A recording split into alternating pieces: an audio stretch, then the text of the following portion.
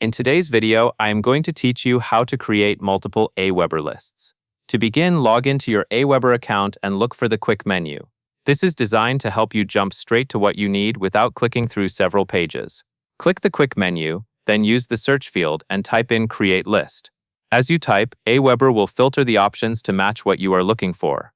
From the results, select Create New List. This opens the setup process for a brand new email list. On the first screen, you will enter your company name and your website. Use the business name and website you want subscribers to recognize, since these details can appear in parts of your email experience and help with trust and brand consistency. Next, choose your sender address. This is the address your emails will be sent from. Select an existing sender address if it is already available, or enter a new one if needed. Make sure you choose an address you have access to, because Aweber may require confirmation for sending, and you want your messages to reliably reach your subscribers. Once those fields are complete, click Next Step. Now you will name your list and add a brief description.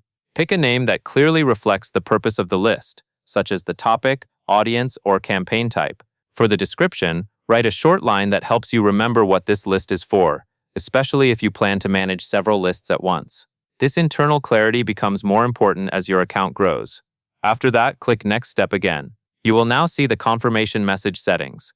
Take a moment to customize the confirmation message so it matches your brand voice and sets expectations. Keep it clear and direct so subscribers understand they are confirming their subscription and what they will receive after they do.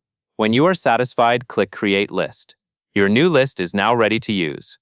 To create additional lists, repeat the same process each time using the quick menu search, selecting Create New List, and completing the setup screens.